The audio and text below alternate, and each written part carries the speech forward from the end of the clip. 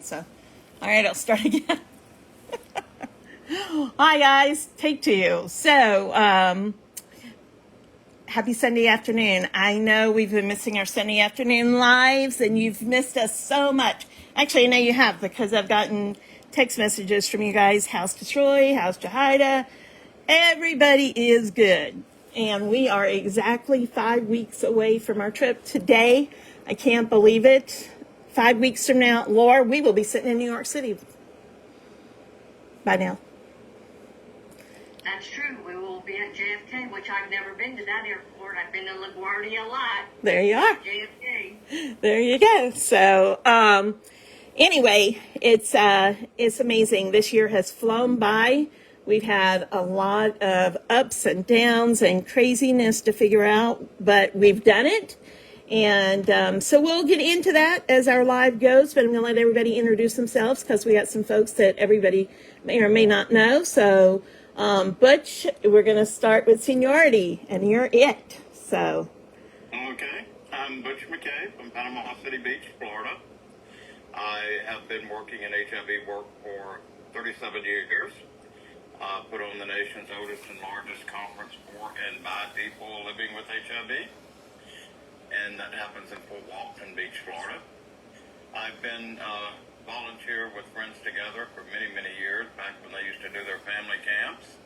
And then when they started going to Tanzania, I went on the second trip, which I believe was 2006. And then I went last year. And it was amazing how much development and everything had occurred during those 18 years. When I was there the first time, I saw nothing but mud huts, nothing more than one story, I don't think. And now they have high-rise buildings, a view, and high-rise for Tanzania, which may be 4, 5, 6 floors, but not like New York. But anyway, it was Downs and craziness. A lot more of the streets were paved than what used to be. But, African's a unique experience, and for me, my biggest takeaway were the people. I've never met a more gentle people in my life. When you look around, by our standards, you see extreme poverty everywhere. But never once did I ever meet anyone living those conditions that ever complained. They never complain about what they don't have, but they're quick to celebrate what they do have. And what they do have is family and each other. And it's really beautiful, and they're very welcoming people. They're very appreciative, and I don't know, it's just something that I think in this country we could learn a lot if we mimic their behavior, and particularly their strong bonds between neighbors and friends, and it's just a unique experience. And of course, I'm also a nature lover, so nowhere more beautiful than some of the scenery you get in Africa, and the sunsets are magnificent. The wildlife. Hey, last year I got to pet a lion and ride a camel and fed giraffes and had them come right up to my tent. It was a unique experience. I'm not used to going outside a tent and being greeted by zebras and giraffes, so that was an interesting concept. And you didn't get eat. You didn't get eaten. You didn't get eaten. Your roommate was ready to leave you if he had to. I got eaten by a spider, though. That wasn't fun. Did you try, though? Did you try hard enough? Yeah. But anyway, that was some of the highlights of what I experienced in my 2 trips. So I will let someone else share some of their story. Awesome. Ken, are you here? Who? I think Ken, yep. Yes, I am. I can only see your gator, sir. Sorry, that's what I have for work. All right. Because all my meetings come out of Tallahassee, so. You get to come up. Let's see, I went in 2004. Tell everybody who you are. My name is Ken Barger. I am from North Florida, which is near Gainesville, Lake City, about 20 miles from the state line. I've been involved with Friends Together since its inception, through the kids' camps, through the initial first 3 times of going to Africa. enjoyed them all. I always told people I felt more safe in downtown Moshi at 10 at night than I do in Miami at 2 in the afternoon, because nobody ever bothered me. Everybody was polite, kind, asked me if I needed a ride, asked me where I was going, if I was lost. We went on safari the second time we went there, which was quite unique, and having to fight with a monkey over our lunch boxes, with Garrett thinking it was a joke, but we saw how strong the monkey really was.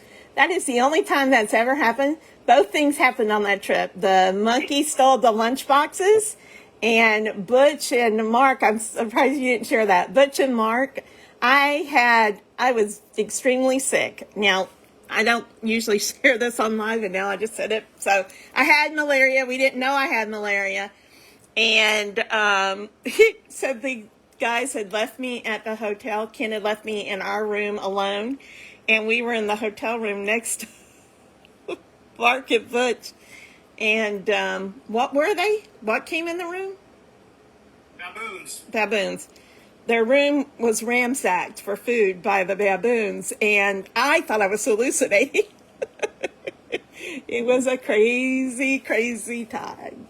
They also went through the kitchen of the safari like they were on, like normal customers, just went to the buffet line grabbing rolls and fruit and just kept right on going. It's like a drive-by.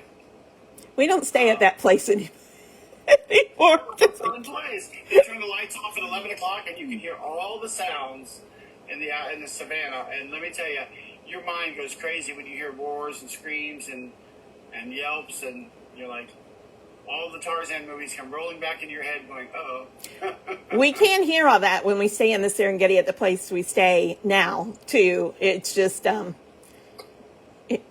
not getting in our cabins at this place. That was half the fun. Oh. And then, what else? Oh, that was the year of the hurricanes, 2004, which shocked out all of us coming back. In 2006, coming down the mountain when there were just like 9 hurricanes that came through Florida, including Central Florida. But all in all, Africa is a unique place. Like as Butch said, people are very nice, very content, very respectful. All right. And that was it. Next. Miss Shana?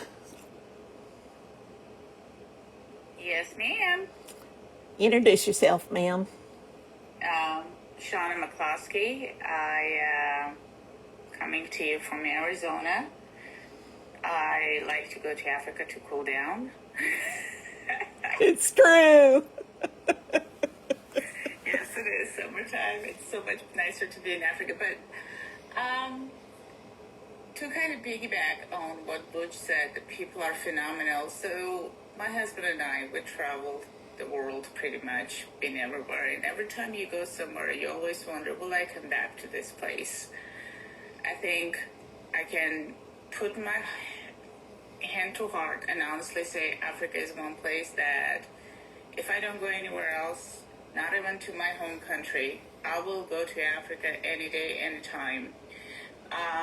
Number of reasons to it. One, people are phenomenal, very nice, very kind. Everybody ends up being a family member. It's not a joke. It's really, everybody ends up being a family member. Everybody is there to be helpful, kind, welcoming. Yes, it's an extreme poverty that you see around, but they're willing to take the last piece of shirt that they have on their back to share it with you. The animals are fantastic. My favorite stories are the monkeys also. I love those creatures and I welcome them into my rooms. I love to see them. I love to play with them. Kathy is right. When you're in a safari, middle of the night, you hear the lion roar. It's an incredible thing. It's not like what you hear on TV or whatever, no matter how many speakers you have. It's just a phenomenal thing. And I think one thing that food is, believe it or not, is, it has taste. The food is taste. The chicken leg is the size of a chicken leg. It's not grown on hormones. Isn't that right? I think because that's one of the things people are always I think the biggest fear people have about going, and when they talk to me about going, is I don't think I'll be able to eat, or the food, or that sort of thing. But the food is amazing because the chicken you're eating was a chicken yesterday flying in the yard. And We're paying a lot of money over here to buy this, what's called grain-fed, grass-fed, organic, this, that, and the other. And then you get a chicken leg and you're wondering, how did this chicken get this big so quick? Whereas over there, you get that chicken leg. It's packed with flavor. It's a fairly small piece, just like what the chicken is supposed to be. The chicken leg is supposed to be. It's not a turkey. And you do fill up fairly fast because it's a healthy, clean food. The rice is, I hate rice. I'm not a rice eater. Over there, that rice tastes really good. I enjoy it. So, it tasted so good that you what? Oh my gosh, yes. It's fantastic. So, Don't get me started. now Hungry. I'm gonna tell your story because Yes. so her first trip to Tanzania was scheduled to go the year of COVID, and of course we found ourselves in a crazy position, right? So at some point, she and her husband took the whole Friends Together stuff themselves, and they went by themselves, and peace and them. That was it, and climbed the mountain, did the whole thing. So the next trip, when I went and she wasn't with me, she's like, "Bring me back 25 pounds of rice," and I tried. And coffee. And I got to customs and I had to decide whether rice or coffee, which one was coming with me. So we gave the lady at the airport the rice and she got coffee. But you do like the rice. Oh my gosh, that rice was fantastic. But if I had to choose, you did the right thing. That coffee is, if anybody who's watching is coffee lover at all, oh my goodness, go and try the Kilimanjaro coffee. That is phenomenal. I always bring it with me. If I don't go, I brought Kathy to bring it with her for me. And we do take orders for coffee. We do, and we charge more than what we pay. So understand that, but it's cheap there. And because if you buy it from, Bob has a store that he orders it from, and it's like, I don't know, $35 a pound or something. I mean, I know it's crazy. So, but people definitely give us lots of orders for coffee to bring home. Yeah, let's clarify. We charge more not because we are glutton for money, No. but because we're putting it into the donations. Exactly. Every penny that we make from this goes towards the good that we do for the kids in the area and for those who struggle. Again, the level of the poverty when the first year that I went with my husband we were prepared to see some hardship and all, but not to the level of what we saw, and it was heart-wrenching. And with that said, the smiles were phenomenal. Like Butch said, they're grateful for what they have. And what they have is people, the community. I think that's pretty much all they have. So yes, order coffee. Kathy will take care of you, and it's worth it. It's totally worth it. And so is the rice. That is true. Yeah, the environment is fantastic, and I gotta tell though, last year's trip when we were doing our rounds and the hotel that we went to in Tonga, that was The Motel 4? suffered. Huh? The Motel 4? The Motel 4, yeah, we called it the Motel 4 because it actually suffered greatly during the floods from the year prior. The lights went out, and in all fairness, it was the best experience I'm going to say I had, and I hope people will agree with me. Butch was there. Butch chime in anytime because it was funner than heck with people coming out of their rooms and laughing, and It was different. It was very different. And because we're not in that environment all the time, we come back to our comfortable homes and sofas and TVs. That over there was more comical for us. For people who live there, it's a hardship. But I hope we were able to give those people a little bit of a glimpse of, oh, okay, we can laugh at this, and we're not going to give you a hard time over this. And it was a phenomenal experience. It was definitely one night for me that goes into memory banks as a best vacation. So one of the things that I do too, whenever I meet when we have a new employee coming in, and I always ask them, what is your best vacation and what makes it the best? For me, my best vacations, even though it's not really a vacation, but it's my trips to Africa. And what makes it the best is always difficult to pick. I think this year my best pick was that hotel, Motel 4, I should say. It was definitely, people look at me as if I'm crazy, but no, it is a phenomenal experience. I agree. 100%. Yeah, it was fabulous. That one night reminded me of my first trip to Africa. Every night. Because so many places that we stayed in Africa on that first trip, you only had electricity 3 hours of the day, so you planned your day when you could get to the shower, when you could have if you needed electricity, you had to do it in that 3 hour period. So. Right, and I tell people, I'm so glad there's a grid for our friends, right, and that they have electricity and all that.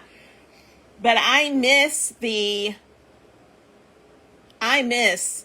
not having all the other stuff, because now you go to Africa and there's Wi-Fi, and that's great for us because we raise money doing these things. But, our early day trips, there was no electric 3/4 of the day. There was no Wi-Fi at all, except a place you would go and pay $1. Bottom line, somebody go turn off the lights for Kathy right now. I know, right? But you would go and you would pay $1 for 2 minutes or something to try to load something up on AOL in the city, and Yeah, that would be me slapping down to the internet cafe. that would be you. 3 hours to slap all the pictures up. It would be you. But it has changed so much when you look at it, right? It's changed, and every year there's headway. Right, but there's still parts. Absolutely, there's still parts that are just as they were our very first trip. Yeah. In the early days, we could not do these Zoom meetings. So Kathy, being the strict school teacher she is, we all had to keep a journal, and every night we had to go to the internet cafe, to write our day's experience. Let me tell you, these people on these last few trips have rebelled at my journalism and my journals. They even got journals last year, and people didn't journal. But journaling is important because it was important then because we were journaling. Basically, we started a listserv so our folks could go on and read the listserv and could read what we were doing. But journaling for your own self on these kinds of trips, because you forget so much. Every day is so different, and every day you see and do things you've never done before, and if you don't put them down, you think, oh no, I'm going to never forget this, but then you forget it until somebody says it out loud, because there's just so much at one time. So yeah. Well, if nothing else, you're forgetting the names of some people. exactly, for sure. Those names are not. Sometimes they're not as standard as you're used to. So. For sure. We haven't heard from Laura. All right, Miss Laura. Yeah, Laura's never been really high on public speaking, so I'm going to give it a go. So this will be my third trip. The first year I went was, I think, 18 or 19. 18, 2018. I think I knew Kathy for less than 6 months, and I had already decided I was going to do a trip then, even last year. Last year we had a big group.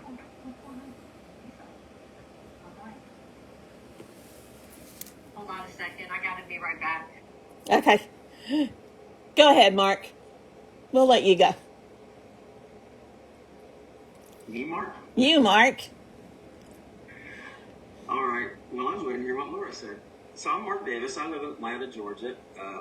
I have never been to Tanzania. Never been to the continent of Africa. So, except for just like a brief little stop.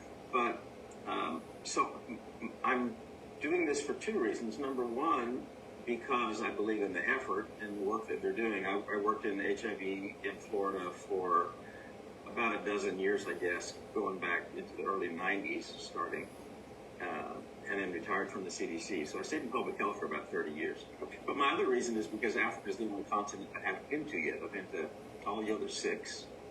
And so really excited about getting there to see that. And just hearing so much about it and the good work that gets done is what excites me. I think the thing I'm looking forward to the most kind of weaves into what you guys are saying about how nice the people are.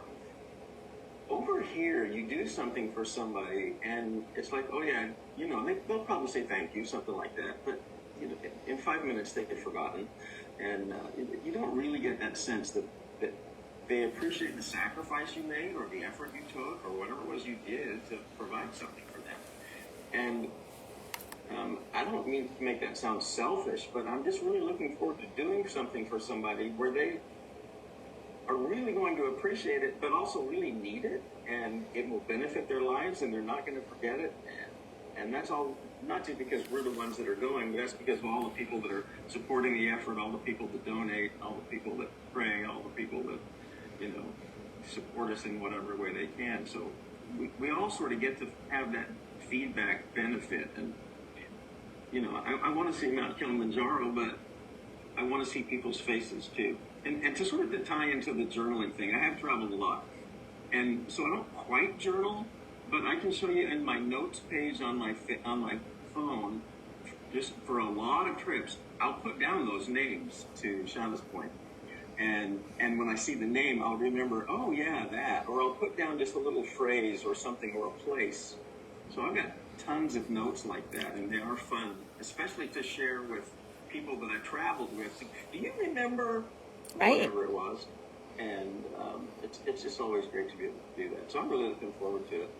I love that. I love that you use your notes in your phone, because then the other thing that is when you show people pictures, you can always look at that before you do. And I use the notes app a lot too. So Mark, I haven't ever asked you this, but where is your favorite country you've been to so far? Oh my. Well, so it doesn't really qualify as a country, but Antarctica is the most breathtaking place that I've been to. And we didn't just cruise around it; we got up there on it. It was an expedition tour, so it was just phenomenal, And I do have great pictures and great notes from that. I'm originally from England. I was born there about 100 years ago, I guess. And so London is still like my favorite city to visit. But there's so many places that I haven't seen yet. Some of the old capitals of Europe that I really want to see. I love water, so all the places I've been to around the water. You were talking about chicken. So when I was at CDC, my field there for the last 10 years or so was public health emergency work. So we worked on COVID and Ebola and Zika virus and, whatever, you name it.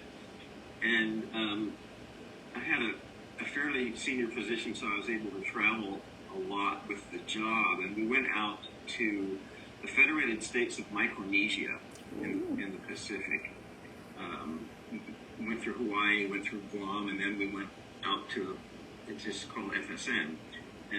And we went to one of the island states there, Pohnpei, and they said, we want to take you out to some rural place. And the island itself was already pretty rural, but they put us on this little puddle jumper plane that had to land on a strip of sand I guess there was more than sand, but on one side of a very small island. We walked through the jungle to the other side of the island and got in a little motorboat, and went to this village that had 120 people in it that still had signs up about preventing Hansen's disease or leprosy.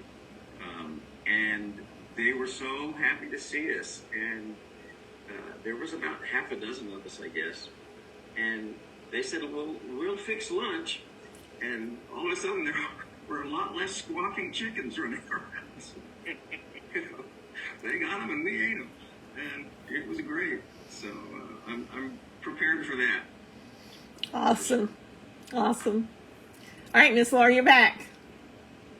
Yeah, so I was saying the first time I went in 2018, it was just Kathy and myself, very small, very quick trip. Then last year I went with the big group. I think one of the things that I'll remember the most emotional for me last year was doing the home visits and working, visiting the families that we help serve. And, they're proud people. They're not looking for handouts. They're just appreciative. You go into, it's very humbling. You go into these houses and they don't necessarily have electric or for sure running water. And so one of the things that we do is, we help them, whether you want to sponsor a family or, giving money to run the clinic so they can get food and medicines, is I think we're helping them create opportunities to make their life easier, to make it,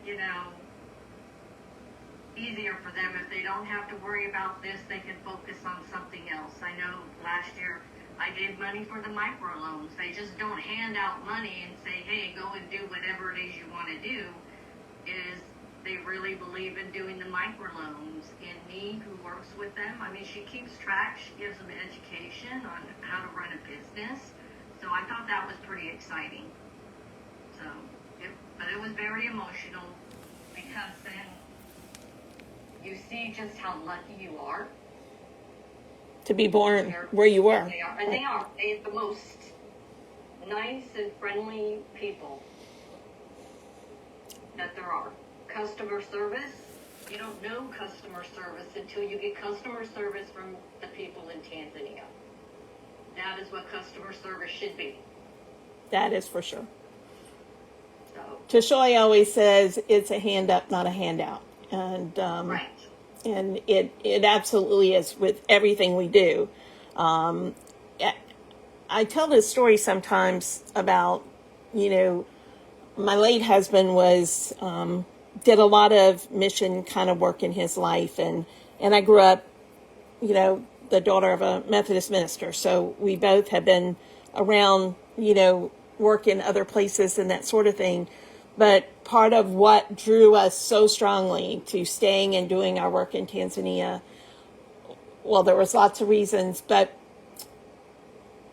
even when your vehicle is overwhelmed by people trying to sell something, their paintings or their bracelets or whatever, they're still trying to sell something that they made, right? It's not, no one is just has a handout. It's different in that way too, in that piece of, because a lot of times people get overwhelmed when you're in an area that is severely poor. Like people are afraid to go because they're afraid their emotions can't take it, or that they are going to feel too sad, or they are going to, whatever that is. But I don't think any of you leave feeling sad. No, never sad. And Kathy says it all the time. It's like $10 to us is nothing. $10 to them is the world. Even 25. It's no amount. Rent for a month. I'm sorry, what'd you say? Rent for a month. It's rent for a month. Yes. Yeah. Yes. So, every little bit helps. I was going to tell Mark, you talking about meeting people and then you don't remember them or whatever. Anybody you meet in Africa, like for me, it was 18 years in between. People remembered me. And asked, how are things in Florida? They knew where I was from. It was just amazing.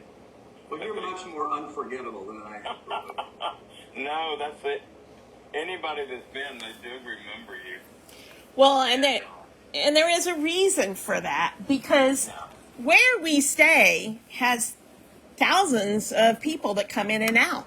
They do. They're tourists coming from all over the world to either climb Kilimanjaro or go to the Serengeti. And so literally we stay at a compound that is for those sorts of people.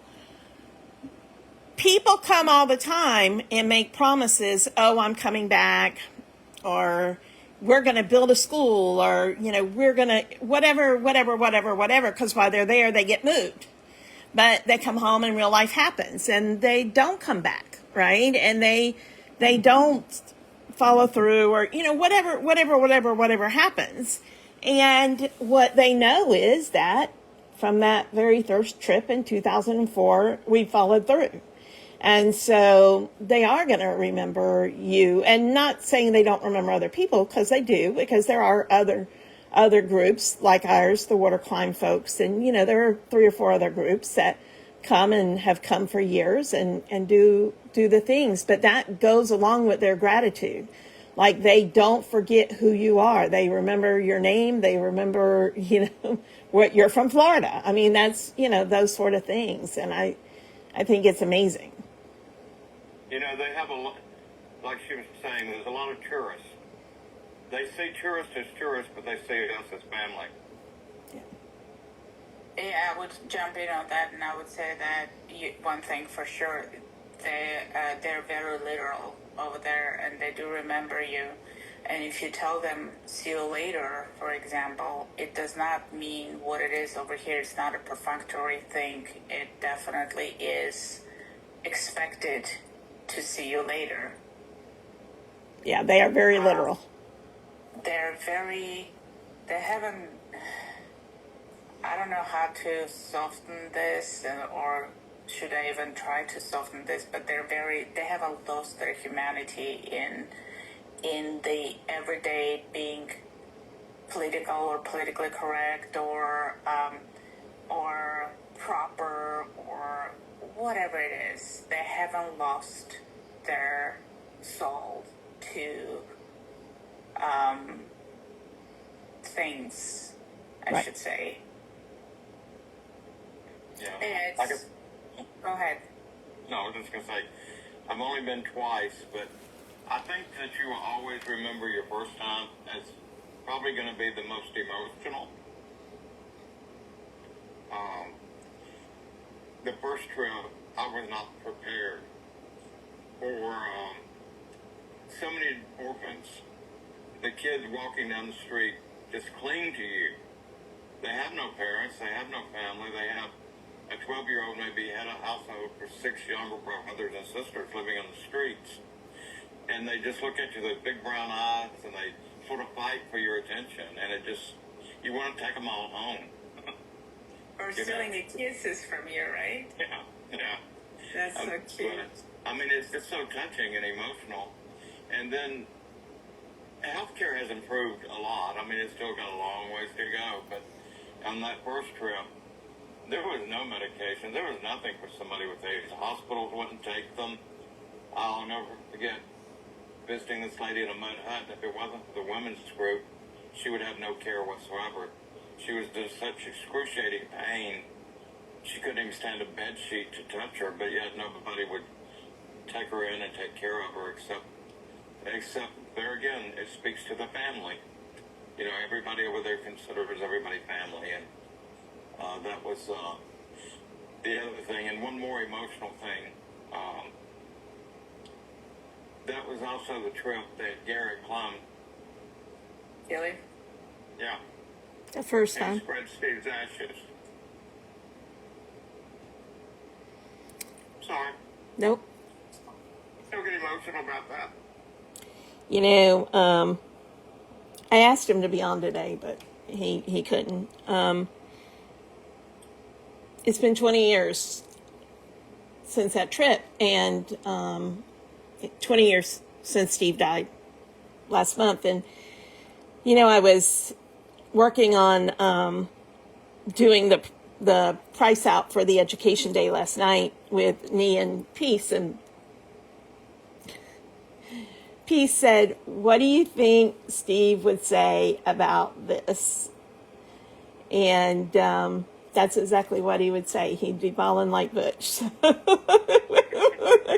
You could promise that that's exactly what he would say and what he would do, and he would be so proud. He would be so proud that you and Ken and the folks from the early days are still involved, and that we've grown all these new folks, and it's the heart does what the heart does, and that's he used to always say that saying, and it's just still true today. People, you're gonna make me cry, and And I it's wanna your go turn. too. Okay. What? Well, that's the whole point, Missy. Yeah.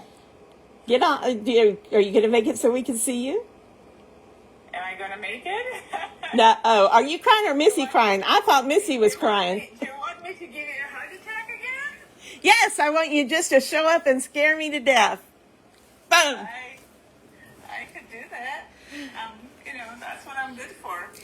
Last year, Missy over there shows up, boom, and In 2 days, we said, "Oh, okay, we're coming too." 2 days, 2 days notice. Oh, I'm going to be there.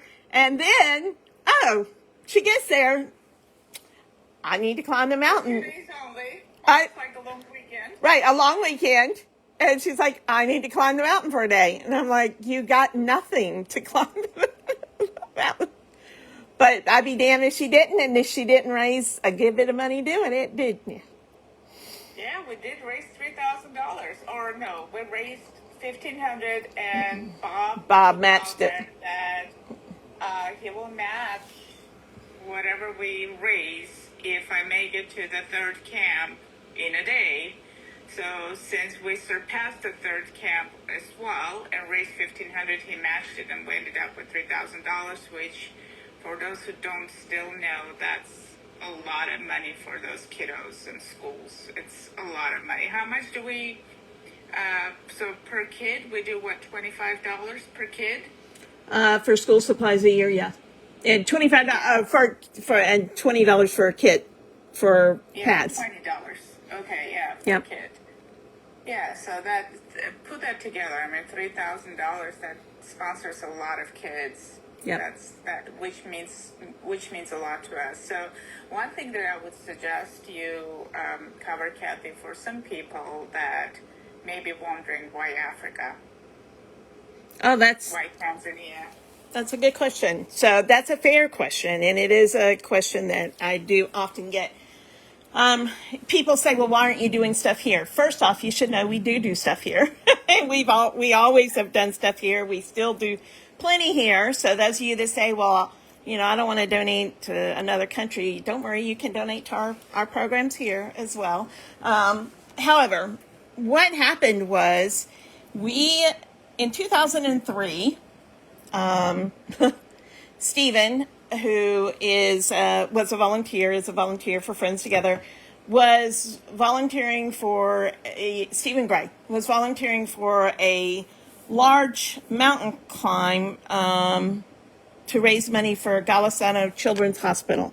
And Stephen's an artist and famous in his own right, and all this other stuff, but was a huge Friends Together volunteer for camps and those sort of things. And anyway, at some camp in 2003, he persuaded my husband, Steve, that we should climb Kilimanjaro to raise money for Friends Together, too. And so there was no we in that, by the way. This we was staying at the bottom of the mountain from the beginning, and Ken fell off, but Ken's like, I'll go, but I'm staying at the bottom of the mountain, too. But our first trip was 2004. And Butch mentioned it. It was the year of the hurricanes. We left right after Charlie hit us. Every single person going on the trip had their house damaged by Charlie. And while we were there, another hurricane came while everybody was on the mountain. And people kept saying to us, there's a big storm coming to Florida. And we kept saying, no, big storm came before we left. Everybody's okay. No, there's a big storm coming to Florida. So finally I said to Ken, we better find a satellite phone somewhere, because that was before cell phones worked at all. And we did. We found a satellite phone, and I called home, and my mama was evacuating with the kids. It was unbelievable. But anyway, why Steve was on the mountain and the other folks, I was delivering the medical supplies that we had bought and some school supplies, because we went with stuff. Obviously, we knew we were going to Africa. But the maybe third day, the very first few days we were there, the owner of the tour company sat down with me, and she said, she started talking to me. She just sat down to talk. And so I said, hi, I'm Kathy, and I have HIV from, Florida, blah, blah, blah. And literally she almost fell off her stool because I had said I had HIV. And she was stunned, absolutely stunned that I had said that. And so later that day, she had one of her staff come and get me, and she said, would you talk to my staff? Would you talk to all the guys that climb the mountain, and not just my staff, but the porters for the area? And I was like, absolutely, whatever you want from me. So I did that, and she found 3 or 4 more places she wanted me to go and talk, and Ken and I did it, and we went, and I immediately just began falling in love. And what I recognized was everything everybody said about people is 100% true. But the other thing that resonated with me is I had done relief work in Haiti, Guatemala, other places. And when I had gone, it was great. I mean, I felt good. I was with groups doing something. But I knew the second I sat on the plane that every person I had met was going to be right back in the same spot again in less than 2 weeks, because they were going to be out of any food or supplies. We had left them by then. And kids can't learn when they're hungry. And in Tanzania, although you may not have a completely balanced diet, nobody's starving. There's food. You can walk down the path and pick a sweet potato, or especially then, bananas, access for the children to have food. And I knew if the schools we supported, if the kids could eat, then they could learn. And that was the original trigger for me, was that this is sustainable. So I tell the story of when Steve came down the mountain. He looked like Moses. He hadn't showered for 8 days. He had grown this beard, full-on beard, and he was carrying tablets. They were spiral notebooks, but they were tablets nonetheless. And they were his edicts about how we were going to spend part of our time helping the people in Tanzania and part of our time doing what we do in Florida, because he too had fallen in love with the people on the mountain and the kids on the mountain that he met, and the porters and just everyone. And so he thought I was going to be shocked by that, but instead I had my whole list too. And we both knew in that moment that that's what we could do. So once we came home, I went to the president of Florida Southern and said, can I make this a study abroad trip? Can kids come? And he said, make it happen. And, we started the plans, and there are no guarantees in life. And Steve was killed that year in a car accident. And so, as Butch said, the second trip, Garrett took Steve's ashes to the top. And with that, I made a generational commitment to this community. And for those of you that may not know what that means, if you're hearing this, a generational commitment is a 20-year commitment to make a difference in a specific area. People are always calling and saying, hey, could you help my organization here? Can you help my organization there? Can you do this? Can you do that? Can you do that? If I said yes to all those things, I couldn't have made a generational commitment to one area. And for me, and this really does come down to me at this point, because it was me making the decisions, I I wanted to be able to know I could truly change lives and not spread ourselves so thin. And so, though we help other organizations while we're there, and we help other schools that we didn't build, and we partner with Zara for all sorts of things, our 400 women and their families and our clinic and our tailoring school have to come first and have to be funded before we can do any of the extra, because those are the people we made the commitment to. So 20 years passed last year. And so in the height of a huge party that the community threw for us, I mean, another 20-year commitment. Now, I turned 60 in a couple months, so that's asking a lot of my body. But I tell people I'm alive today because when Steve died, it would have been very, very easy for me to pull the covers over my head and say, I'm done. I'm done. I can't do one more thing. I'm done. And I had Lindsay and Garrett, but I had 400 plus kids and families here in Florida that called me Mama Kathy. And I had all these new folks that I had made this promise to. And so it absolutely is the reason I'm still alive today. No doubt. No question of that. And so hopefully if I don't make it the 20 years, then some of y'all are going to keep it going and make sure that it makes it that other 20 years. Because, boy, we've made such a difference in 20. Imagine what it's going to look like in 40, you know. And so that's why Tanzania. And we do have a program and an organization I've been involved with since the early 90s in Uganda as well. But again, that's someone else's that we help. So Kathy, and I'm 70, so in 20 years I'll be 90 when you turn 80. So I'll see you there. All righty, that's it. That's it. We gotta. Butch, you on board? You'll be 95. And I'm older than all of you. I know you'll be 95. Well, I'm 7. we'll have the senior trip. John. I'll be 67 in November, so that make me 97. Oh yeah, 77. We'll have a walker race up the mountain. That's it. John will have to be in really good shape to push us all. Yeah. I'm really looking forward to when y'all come back, listening to Mark share his story. Me too. Me too. Missy, I don't know if you came back. I called on you earlier and you didn't answer, so are you there now? She might not be. I didn't hear what you said. Oh, I just asked you if you wanted to add anything, Miss Travel Agent. Who's yet to go? Who's yet to go. But she has have a passport now that's current and up to date.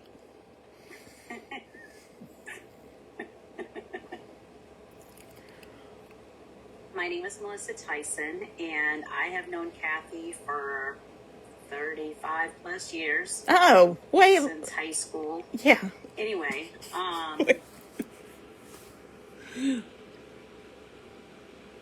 yeah. Anyway, and I am a travel agent. I help out Friends Together and people in Friends Together travel, especially to Africa. And yes, I do have a passport now. I have never been out of the continental United States. I can now say that I've been to the West Coast because I just came back from Alaska. And I have this cough. But, you know, I've always wondered why you help Africa and not the U.S. And it's like, I understand Mark made a point about, you know, you give to people here and it's, you know, you see people on the street saying, help, I need food. You give them the food and, you know, if you're sitting at a light and then you walk away and they throw the food on the ground because what they really wanted was money, they're not, most people, okay, I won't say most, some people here are not grateful for what they get. Whereas from the stories that I'm hearing, everybody's grateful for what they do get and what they have. And you just don't find that here in the U.S. And that's just the mentality, I think, of the people here. We are, what do they say, one of the wealthiest countries in the world or something. But that's not true for everybody in the U.S. It's true for some, very few, but some. So I completely understand and support Friends Together and what they do in Africa. And maybe one day I'll get to go, but getting that much time off of work is not easy. So we will see. One day I will get to retire. Retirement will come at some point. And yes, I can't ever thank Melissa enough for everything she does for us. And Melissa and I are family. I mean, the Friends Together family are all family, but we go back to the beginning days of our lives. So I tell people when they join Friends Together, it's Hotel California. You check in and you can never leave. And for most people, that becomes the truth. They stick around, and they stick around because it is a family, and we fight, we argue, we kiss, we make up, we disagree, we agree. I told Jesse Jackson one time, I'll end today with this story. So years ago, I was receiving an award at the same time as Jesse Jackson, and we were sitting at a table in DC, and I was sitting next to him, and there was all these people, and I just said to him, because it was in the height of our camp programs, and I said, hey, if you want to see the real Rainbow Coalition, I would love for you to come to our camps and see, because we're every color, every sexual orientation, everything, every economic group, and everybody's equal. And that's never changed with Friends Together. We come from every different background. Our volunteers come from every different background. And that's what I think makes the love so important. And, that gratitude piece, I absolutely, there are millions of people in the United States that are grateful for assistance that they get and those sorts of things. And we have never stopped doing the work we do in Florida. We still do hurricane relief every year. We still do HIV education. We still help our families. We had one of our folks die this week, and it's the first person from our original family to die in a very long time. And there's no reason we can't do both. And our money certainly goes a whole lot further. A whole lot further over there. So if you are watching this and you're wondering how you can help with 5 weeks to go, $20 sponsors a young woman with a set of pads that last a year. She gets pads, soap, panties, the whole 9 yards. $25 buys a pair of shoes for a child for school. Now you may say that sounds like a lot. It is. It's how in third world countries the rich keep the rich rich and the poor poor. You can't attend even public school without a uniform, and you must wear specific shoes. And those specific shoes cost $25. And so most parents can't afford those specific shoes. So kids don't go to school because they don't have those shoes in a lot of cases.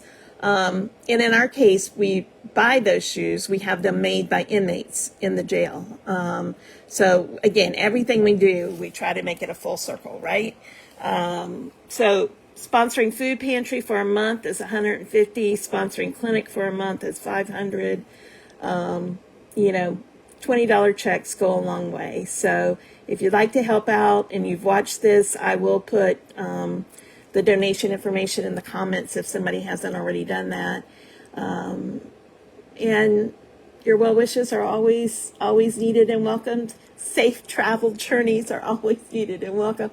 Last year was a little bit on the travel crazy side, so we we hope we won't have that this year because we haven't had that in a long time. So hopefully we got all that out of our system last year, and everybody's going to have smooth flights and smooth sailing, and away we'll go. So I am going to, you guys stay on for a minute. I'm going to end the live. So for you guys that have been watching live, I'm going to say goodbye, I think. I'm going to have to turn, I think I got to turn it around. I don't think I can end it without you guys just seeing me here. Let's see. So.